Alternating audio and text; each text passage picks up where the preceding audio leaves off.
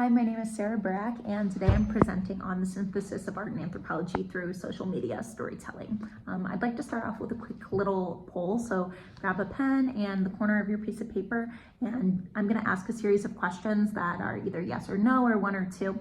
And these are a series of questions I asked on a social media page on Instagram in 2021, so I'll share the response of the results after you take a moment to write down your answer.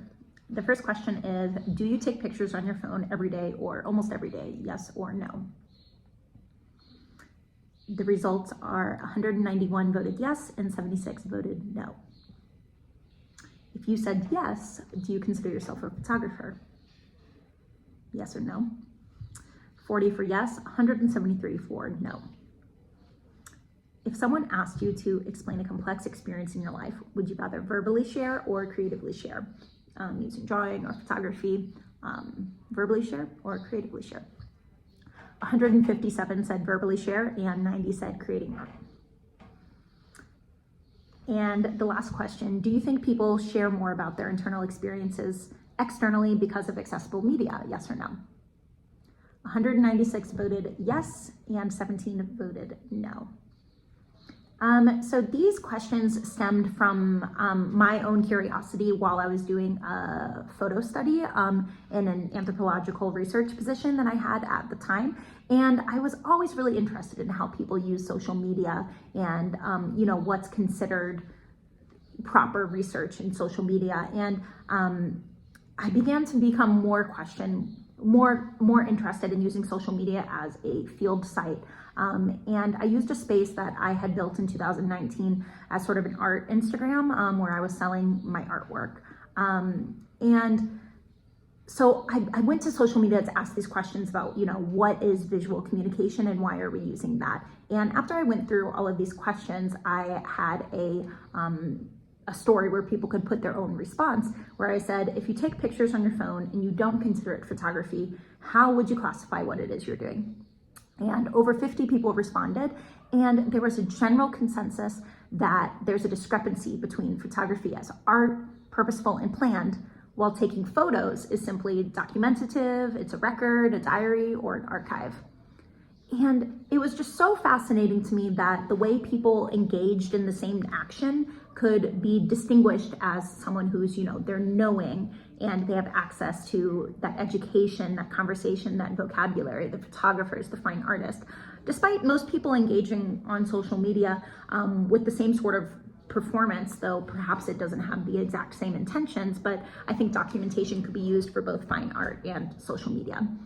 So this was sort of the mindset that I have going into social media. And I wanted to just start with these questions so I could sort of set the stage for the topic of my paper, which is, how can play be rendered legible in more knowing spaces? Meaning, how is it that this idea of just like a diary or an archive or something posted for fun, how can that still be considered something that's knowing? How can it be considered intellectual labor?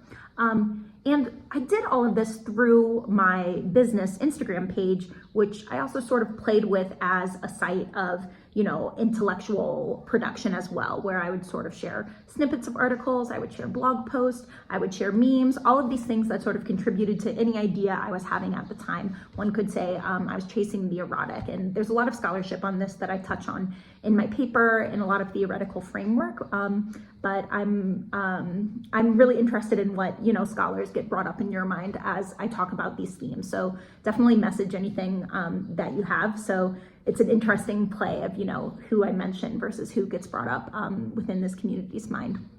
So the page Pebble Studio became a playground for me to code switch between art, anthropology, and more, what Natalie Lovelace would call research creation. So the page also, I will note, was basically silversmithing. It started as other things, but as I began to learn to silversmith, I would document my process of recycling, and then eventually I would sell those things. One of the main questions was, how can one make a practice of coming back to the eros when conditions push us towards legibility, capitalism, or certain performativities?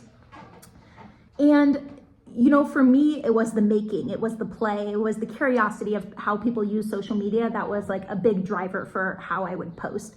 And it's been really difficult to think about how that space could make money under capitalism, how it would make sense within academic spaces, or whether or not it would be considered intellectual labor. And, that was kind of the question, and the question of the research creation of the project.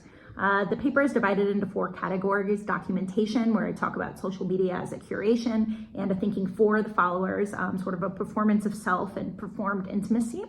Interrogation, when I begin to interrogate the differential affect of performing as a business, an artist, a scholar. How can I meet the audience where they are to engage in a thinking with and sort of a thinking for? Appropriating, when I began to hijack the system through a sort of practice being, where I have actions driven by curiosity and care rather than consumerism, hierarchies, or a predetermined expectation of a space. And then last, sustaining, where I talk a little bit more about performance versus playing pretend with a performance, or playing pretend with possibility, and as well as earned income to actually sustain and carve out space, versus resting to continue to have that creative practice. I have a couple examples here of textual slides where, I interrogate the social media square as a space of regenerative expression. And then here also I have a short video I made with a friend that again talks about curating a feed and what it means to play in a social media space. And then last, I just want to touch on how that's informing my work now. I'm currently on a Fulbright scholarship learning metalwork in Nepal, and I'm using, the same synthesis of art and anthropology, and I guess, documenting on social media as well.